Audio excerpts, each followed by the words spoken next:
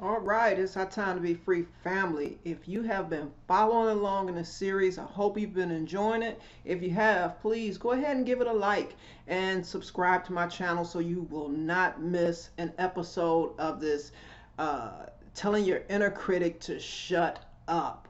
All right, we've been talking a lot about the inner critic because it's so important to recognize those negative things that we tell ourselves, all the thoughts that we tell ourselves, because once we start telling ourselves things for so long, we start to believe those things. And if you've been following along with me in this series, then I've been talking a lot about awareness because awareness is going to be your very first step in stopping this inner critic, recognizing it, and just to try to just stop these negative thoughts from plaguing your mind. All right. So in this episode, we're going to talk a little more about awareness, and we're going to start putting some things in action because that's what it's all about. In order to stop the inner critic, we have to have a plan of action of what we can do to stop this inner critic. I've been giving you guys tips how to recognize it, becoming aware of it, and all kinds of things so that we can really start working on that inner critic and getting a handle on it, because in order to stop that inner critic, we have to get a handle on that inner critic, and that involves awareness, it involves having confidence in ourselves, and it involves planning. So once you become aware of the patterns of your negative self talk that you have with yourself, you can work to turn that thinking around to something more useful. You'll after that you'll begin to feel better about yourself. Your confidence level is likely to soar and once you're able to let go of all that self-sabotaging commentary you tell yourself, you will begin to feel good. So you begin to develop a plan of action for dealing with this negativity for good. All right. So all of this is a process though. So I don't want you to get down on yourself if things aren't going as quick as you want them to. The key is that you continuously work on it because it is a process. So it requires some time and it requires some organization. So today we're going to talk about some tips for you to do in order to create your own plan for dealing with most of these critical thoughts. And that's what it's all about. You have to create a plan that is unique to you. I can't sit there and tell you my plan because my plan may not work for you. You have to create your own plan, and that's the whole thing. That's what I want to try to give you is to give you that thinking process so that you can develop your own plan. So today's plan of action is actually going to be around criticism and making a list of your most critical thoughts. Okay, so don't get down on yourself. You know, be open with yourself, be open and honest with yourself, because it's going to take true honesty to dig much more below that surface level stuff that we deal with on an everyday basis. Okay, because we have to look within. All right, so first of all, let's talk a little bit about criticism, because some criticism is good. All right, so it's important for us to understand that criticism is actually good for us, especially constructive criticism, because constructive criticism can actually help us identify our limitations, and that way we're able to create goals that we can work towards. So and this type of criticism is really specific. Okay, so it involves pointing out particular areas that need our attention. Okay, your inner critic isn't helpful. It isn't helpful or wise for that matter. Okay, so we have to really recognize that and become aware of that, because it's usually because our inner critic is usually, it's just plain mean to us. It says these hurtful things to us. So And those messages, they come from emotions like fear and insecurity, doubt, and loneliness. They say things like you're no good at anything. It's vague and definitely doesn't fall under the title of constructive criticism. Okay. And this type of blanket statement that we say to ourselves, it also doesn't give us any sort of goal or plan of action to work towards.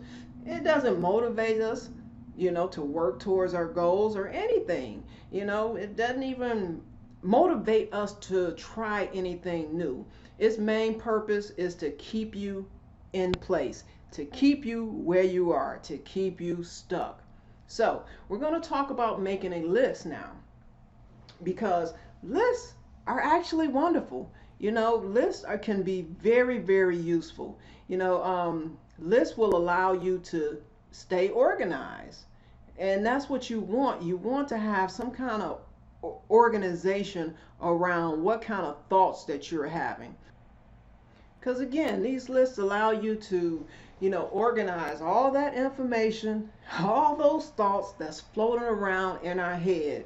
And it also helps provide us a much needed perspective and insight into what we say to ourselves, insight into who we are, and it just provides that needed insight and perspective. All right. So what we want to do is make a list of our most frequent self-criticism that we have of ourselves, along with the suspected root of these messages. All right. So you want to think about what kind of things do you normally tell yourself? How do you critique yourself? Do you tell yourself you're not good enough?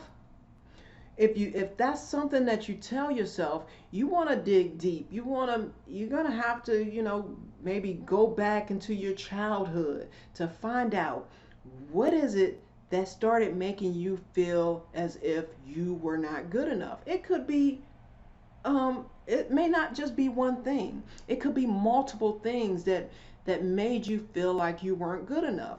For me, that was one of the things that I used to tell myself, that I wasn't good enough for something. And the reason why I started developing that attitude about myself is because during my younger childhood, I had two brothers. All right, one older, one younger. I was the middle child. And one of the things that made me feel like I wasn't good enough was that my older brother, he pretty much got to do what he wanted to do. My younger brother was just the king of the hill, so to speak. All right. And me, I was in the middle. I always had to do right. I felt like nothing I did was ever good enough. And I always had to be that perfect child. That's the way I felt, because I didn't get all the praise that both my brothers got. And so I started to develop this false belief about myself that I was not good enough.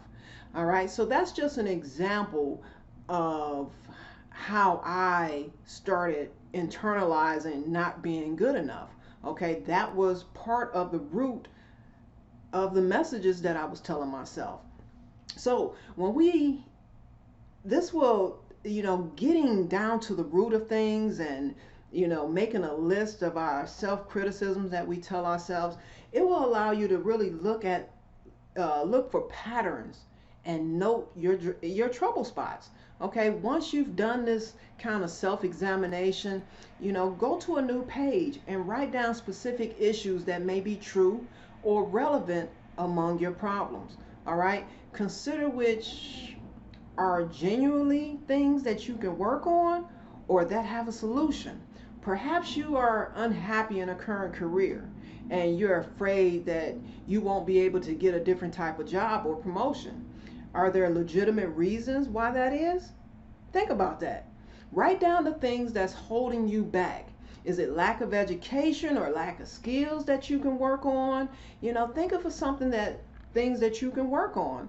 Your fear of public speaking is also something that can be overcome if that's something that you struggle with. So brainstorm solutions to the problems that you discover. All right, so hopefully this exercise will help empower you. It's meant to show you that your inner critic is usually wrong, and that you can escape the messages that it sends you once you begin to understand them. So we have to understand our inner critic, what we tell ourselves, the root of those messages, why we tell ourselves that those things. Okay, because there are so many ways to shut up your inner critic so that you can move forward with life. All right, so I hope this exercise is beneficial to you. I hope this video has provided you some value. If it did, please go ahead and like this video. Go ahead and subscribe. Guys, stay tuned for the next episode because we're going to be digging more deep. We're going to be doing more exercises.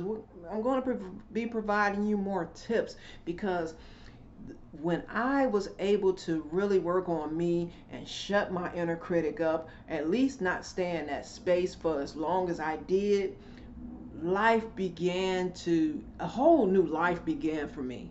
Okay, I started seeing life through a different perspective, and life was more joyful to me than it had been in the past. All right, guys, so as I always say, stay tuned to the next episode. It's our time to be free.